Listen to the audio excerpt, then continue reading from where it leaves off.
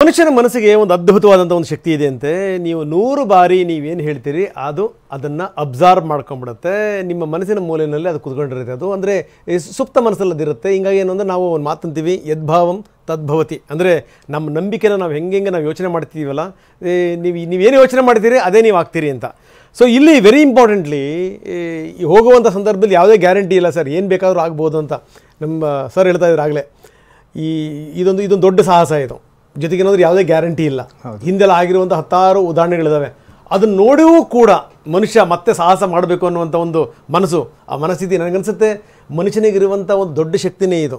ಅವನು ತನ್ನಲ್ಲಿ ಏನಾಗಲ್ವಲ್ಲ ಅದಕ್ಕೆ ಸದಾ ತುಡಿಯುವಂಥದ್ದು ಅವನ ಕೆಲಸ. ಇಲ್ಲಾಂದ್ರೆ ಅವನು ಆನೆಯನ್ನು ಮಣಸಕ್ಕಾಗ್ತಿರಲಿಲ್ಲ, ಸಿಂಹ ಹುಲಿಯನ್ನು ಮಣಸಕ್ಕಾಗ್ತಿರಲಿಲ್ಲ. ಎಲ್ಲ ಅವನಿಗಿಂತ ಶಕ್ತಿಶಾಲಿ ಯಾವ್ಯಾವುದಿದೆ, ಅವನಿಗೆ ನಿಲುಕದ್ದು ಯಾವ್ಯಾವುದಿದೆ ಅದನ್ನು ಮುಟ್ಟುವಂಥ ಪ್ರಯತ್ನವನ್ನು ನಿರಂತರವಾಗಿ ಮಾಡ್ತಾ ಇರ್ತಾನೆ.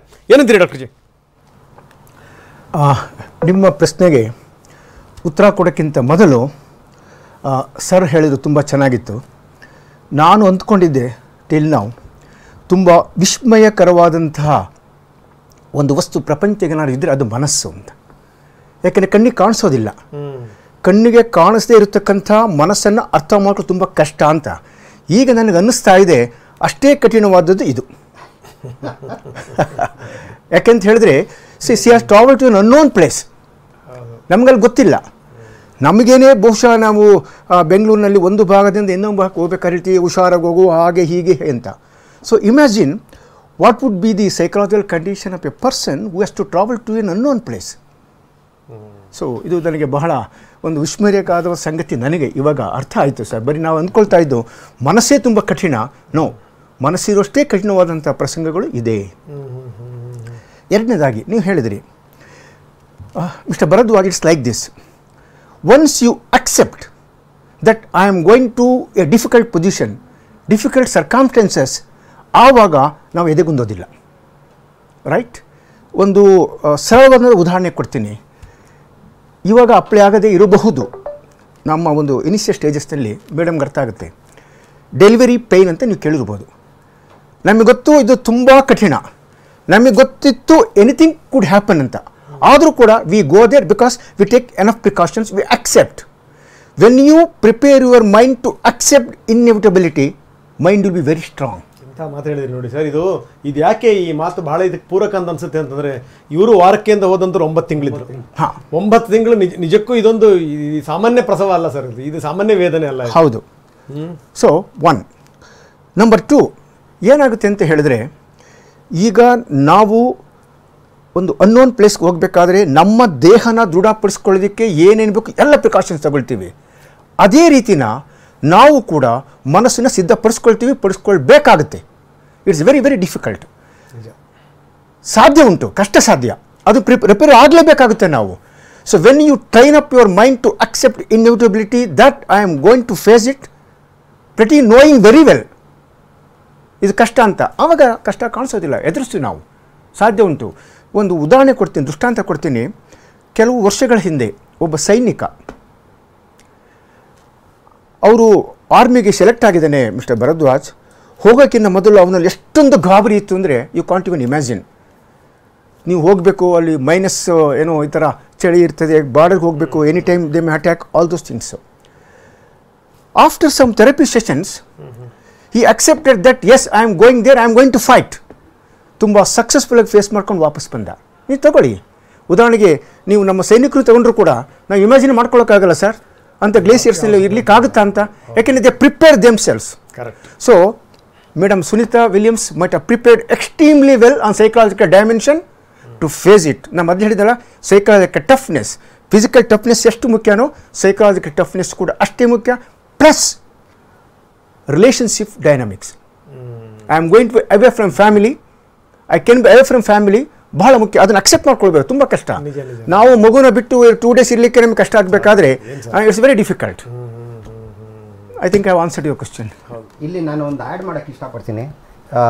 ಏನು ಅಂದರೆ, ತಮಗೆ ಗೊತ್ತಿರ್ಬೋದು 1970ರಲ್ಲಿ ಅಪೋಲೋ 13 ಅಂತ ಒಂದು ನೌಕೆ, ಅಪೋಲೋ 11ರಲ್ಲಿ ನೀಲ್ ಆರ್ಮ್ಸ್ಟ್ರಾಂಗ್ ಹಿಡಿದ್ರು, ಅಪೋಲೋ 12 ಇಳಿದ್ವಂತು, ಅಪೋಲೋ 13ನ ಮುಂದಿನ ನೌಕೆಯಾಗಿ ಕಳಿಸಿದ್ರು.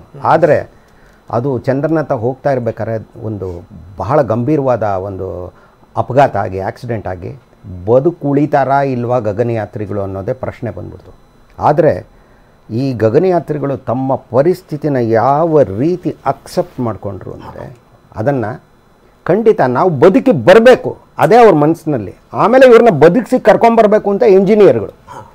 ಹಾಗಾಗಿ ಅವರು ಏನೇ ಆದರೂ ನಾವು ಅಕ್ಸೆಪ್ಟ್ ಮಾಡ್ಕೋತೀವಿ ಅಂತಿದ್ರು. ಇದು ಅಪೋಲೋ 13 ಅಂತ ಒಂದು ಹಾಲಿವುಡ್ ಚಲನಚಿತ್ರ ಇದೆ, ತುಂಬ ಚೆನ್ನಾಗಿದೆ. ಇದು ಡಾಕ್ಯುಮೆಂಟ್ರಿಗಿನ್ನ ಚೆನ್ನಾಗಿದೆ ಅಂತ ಹೇಳ್ಬೋದು ಕೆಲವು ಮಟ್ಟಿಗೆ. ತುಂಬ ಚೆನ್ನಾಗಿದೆ. ಟಾಮ್ ಹ್ಯಾಂಕ್ಸ್ ಅವರು ನಟಿಸಿರುವಂತಹ ಚಿತ್ರ, ಜಿಮ್ ಲೊವೆಲ್ ಅವರ ಪಾತ್ರದಲ್ಲಿ ಯಾವ ರೀತಿ ಅವರ ಕುಟುಂಬಗಳು ಯಾವ ರೀತಿ ಮಾನಸಿಕವಾಗಿ ಜರ್ಜರಿತರಾಗ್ತಾರೆ ಕಡೇ ತನಕ. ಇವತ್ತು ಅಷ್ಟೇ ನೋಡಿ, ಇದು ಯಾಕೆ ಈ ರೀತಿ ಆಗಿದೆ ಕಲರ್ ಅಂದರೆ, ವಾತಾವರಣದ ಮೂಲಕ ಬಂದಾಗ ಕೆಲವು ಕಾಲ ನಿಮಗೆ ರೇಡಿಯೋ ಸಂಪರ್ಕನೇ ಇರಲ್ಲ, ಪ್ಲಾಸ್ಮಾ ಸುತ್ತುವರೆದು ಬಿಟ್ಟಿರುತ್ತೆ ಅದನ್ನು. ಅದೇ ರೀತಿ ಆದಾಗ ಇನ್ನೇನು ಇವ್ರು ಹೋಗೇ ಬಿಟ್ರ ಅಂತ ಅಂದ್ಕೊಂಡಿದ್ರು. ಯಾಕಂದರೆ ಭೂ ವಾತಾವರಣವನ್ನು ಇವರಾದರೂ ಗಂಟೆಗೆ 28,000 ಕಿಲೋಮೀಟ್ರು, ಚಂದ್ರನಿಂದ ಬರ್ತಾ 40,000 ಕಿಲೋಮೀಟ್ರ್ ಎಸ್ಕೇಪ್ ವೆಲಾಸಿಟಿ ಅಂತ ಏನು ಹೇಳ್ತೀವಿ ಅದರಲ್ಲಿ ಇದು ಮಾಡಿದ್ದು. ಏನಾಯ್ತು ಇವ್ರು ಹೋದ್ರ ಏನು ಕಥೆ ಅಂತ ಅಂದ್ಕೊಂಡ್ರು. ನೋಡಿದ್ರೆ ಏನೂ ಆಗದೆ ಸುರಕ್ಷಿತವಾಗಿ ಬಂದರು. ಮಿರಾಕಲ್ ಅಂತ, ಪವಾಡ ಅಂತ ಹೇಳ್ಬೋದು. ಆದರೆ ಡಾಕ್ಟರ್ ಹೇಳ್ದಂಗೆ ಈಗ ದೇ ಹ್ಯಾಡ್ ಅಕ್ಸೆಪ್ಟೆಡ್, ಅಂದರೆ ಪರಿಸ್ಥಿತಿನ ನಾನು ಸ್ವೀಕರಿಸ್ತೀನಿ ಹೆಂಗೆ ಬಂದರು, ಆದರೆ ನಾನು ಬದುಕುಳಿಬೇಕು ಅಂತ. ಇವರನ್ನು ಬದುಕಿಸ್ಬೇಕು ಅಂತ ಇಂಜಿನಿಯರ್ಗಳು, ಇವರಿಬ್ಬರು ಜೊತೆಗೆ ಲಕ್, ಈ ಮೂರು ನಾವೇನು ಹೇಳ್ತೀವೋ ಎಲ್ಲ ಸೇರಿಬಿಟ್ಟು today we have seen the result. ಅವತ್ತಿನ ಜನ ಎಷ್ಟು ಕಷ್ಟಪಟ್ಟಿದ್ದಾರೋ ಇವ್ರು ಹೇಳಿದ್ರು. ಇವಾಗ ರಾಘವನ್ ಅವರು ಶೌಲ್ಡರ್ಸ್ ಆಫ್ ದ ಜೈಂಟ್ಸ್ ಅಂತ, ನಾನು ದೈತ್ಯರ ಹೆಗಲಿನ ಮೇಲೆ ನಿಂತಿದ್ದೀನಿ, ಹಾಗಾಗಿ ನಾನು ಇನ್ನೂ ದೂರ ನಿಂತ್ಕೊಂಡು ನೋಡುವಂತಹ ದೃಷ್ಟಿ ನನ್ನದಾಯಿತು ಅಂತ ನ್ಯೂಟನ್ ಹೇಳ್ದ. ನಾನು ಗ್ರೇಟ್ ಅಂತ ಹೇಳಲಿಲ್ಲ, ನನ್ನ ಹಿಂದೆ ಇದ್ದವರು ದಿಗ್ಗಜರು, ಅವರ ಹೆಗಲ ಮೇಲೆ ನಿಂತಿದ್ದು, ನೆಲದ ಮೇಲೆ ನಿಂತಿಲ್ಲ, ಹಾಗಾಗಿ ಇನ್ನೂ ದೂರ ನೋಡೋಕ್ಕಾಗುತ್ತೆ. ಶೌಲ್ಡರ್ಸ್ ಆಫ್ ದ ಜೈಂಟ್ಸ್. ಆ ರೀತಿ ಅವತ್ತಿನ ಅಪೋಲೋ ಆಗಲಿ, ಗಗಾರಿನ್ ಹೋದಂತಹ ವಸ್ತಾಕ್ ಆಗಲಿ, ಮರ್ಕ್ಯೂರಿ, ಜಮಿನಿ, ಅಪೋಲೋ ಆಗಲಿ ಅಮೇರಿಕಾದು, ಈ ಗಗನಯಾತ್ರಿಗಳು ನಡೆಸಿದಂತಹ ಸಾಹಸ, ಇವರು ಪಟ್ಟಂತಹ ಕಷ್ಟಗಳು ಇದೇ ಭದ್ರವಾದ ಬುನಾದಿ ಆಗಿದೆ. A strong edifice has been built. ನೋಡಿ ಅಲ್ಲಿ ಅಂದರೆ ಇದು ನಮ್ಮ ದೇಶದಲ್ಲಿ ಹಾಕಿರ್ತಕ್ಕಂಥದ್ದು ಮಾತ್ರ ಅಲ್ಲ, ಬೇರೆ ಬೇರೆ ದೇಶದಲ್ಲಿ ಜನ ಕೂಡಿ ಹಾಕಿರ್ತಕ್ಕಂಥ ಒಂದು ಬುನಾದಿ ಮೇಲೆ ಇಡೀ ವಿಶ್ವದ, ನಮ್ಮ ಪ್ರಪಂಚದ ತಂತ್ರಜ್ಞಾನ ನಿಂತಿದೆ. ಇದಕ್ಕಿಂತ ಸೌಹಾರ್ದತೆ ಇನ್ನೇನು ಬೇಕು? ಆಮೇಲೆ ಇನ್ನು ಒಂದೇ ಒಂದು ಇಲ್ಲಿ ಅಂದರೆ, ನಮ್ಮ ದೇಶದ ಉದಾಹರಣೆನೇ ತಗೊಳ್ಳೋಣ. 1979 ಆಗಸ್ಟ್ 10 ಭಾರತ ತನ್ನ ಮೊದಲನೇ ಪ್ರಯತ್ನವನ್ನು ಮಾಡ್ತು ಉಪಗ್ರಹವೊಂದನ್ನು ಉಡಾಯಿಸೋದಕ್ಕೆ. SLV-3 ಅನ್ನುವಂತಹ ಚಿಕ್ಕ ರಾಕೆಟ್, ಪುಟ್ಟ ರಾಕೆಟ್. ಅದರಲ್ಲಿ ರೋಹಿಣಿ ಅಂತ ಒಂದು 40 ಕಿಲೋಗ್ರಾಮ್ ಉಪಗ್ರಹ ಇತ್ತು. ಆಗಸ್ಟ್ 10ನೇ ತಾರೀಕು ಬೆಳಗ್ಗೆ ಉಡಾಯಿಸಿದ್ರು. 2ನೇ ಹಂತದಲ್ಲಿ ಸಮಸ್ಯೆ ಬಂದು ಅದು ಆಗಲಿಲ್ಲ. ಏನು ಅದು ಅಂತರಿಕ್ಷಕ್ಕೆ ಹೋಗೋಕ್ಕಾಗಲಿಲ್ಲ, ಸಮುದ್ರಕ್ಕೆ ಬಿತ್ತು. ಆದರೆ ನಾವೇನಾದರೂ ಅಯ್ಯೋ ನನ್ನ ಕೈಲಿ ಆಗಲ್ಲಪ್ಪ ಇನ್ನು ಅಂತ ಡಾಕ್ಟರ್ ಹೇಳ್ದಂಗೆ ಖಂಡಿತ ಇಲ್ಲ. ಯಾರು? ಅಬ್ದುಲ್ ಕಲಾಂ ಅವರು ಅದರ ಪ್ರೋಗ್ರಾಮ್ ಡೈರೆಕ್ಟರ್. ಅವರು 1 ವರ್ಷದೊಳಗೆ ಉಡಾವಣೆನ ಸಕ್ಸಸ್ ಮಾಡಿದ್ರು. ಸರ್ ಭಾರತೀಯ ಮನಸ್ಸುಗಳು ಬಹಳ ವಿಭಿನ್ನ ಸರ್. ಖಂಡಿತ. ನನಗನ್ಸುತ್ತೆ, ನನಗೆ ಇವರೆಲ್ಲರ ಹೆಸರು ಹೇಳ್ಬೇಕಾದ್ರೆ ನಾವು ಹೆಚ್ಚೆಚ್ಚು ಹೆಸರನ್ನ ಯಾಕೆ ಹೇಳ್ತೀವಿ ಅಂತಂದ್ರೆ, ಸುನೀತಾ ವಿಲಿಯಮ್ಸ್ ಹೆಸರು ಪದೇ ಪದೇ ಬರುತ್ತೆ, ಕಲ್ಪನಾ ಚಾವ್ಲಾ ಹೆಸರು ಪದೇ ಪದೇ ಬರುತ್ತೆ. ಆ ಭಾರತೀಯ ಮನಸ್ಸುಗಳೇ ಒಂಥರ ವಿಭಿನ್ನ. ಏನು ಅಂತಂದ್ರೆ, ನೀವೆಷ್ಟು ಸೋಲಿಸ್ತೀರೋ ಅಷ್ಟು ಗೆಲ್ತಾರೆ, ನೀವೆಷ್ಟು ಒತ್ತುತ್ತೀರೋ ಸ್ಪ್ರಿಂಗ್ ತರ ಅಷ್ಟು ಮೇಲೆ ಕೆದ್ದು ನಿಲ್ತಾರೆ, ಎಷ್ಟು ಜೋರ ನೀವು ಎಸಿತೀರೋ ಅಷ್ಟು ಜನ ಪುಟಿತಾರೆ. ಸೊ ಇದು ನಮ್ದು ಪುಟಿವಂತ ಮನಸ್ಸುಗಳು. ಯಾಕಂದ್ರೆ ತಮಗೆ ಗೊತ್ತಿದೆ ಸರ್, ಏನಂದ್ರೆ ಈ ಕ್ರಯೋಜನಿಕ್ ವಿಚಾರಕ್ಕೆ ಸಂಬಂಧಪಟ್ಟ ನಮ್ಮಲ್ಲಿ ಕೊಡಲ್ಲ ಒತ್ತಡಗಳಿಂದ ಅಂದಾಗ ಪರವಾಗಿಲ್ಲ ನಾವು ಮಾಡ್ತೀವಿ. ಇವತ್ತು ನಮ್ಮಲ್ಲಿ 3 ವರ್ಷಕ್ಕೆ ಮಾಡಿಲ್ಲ ಸರ್. ಒಂದು ಪುಟ್ಟ ವಿರಾಮ ತಗೊಳ್ತೀನಿ.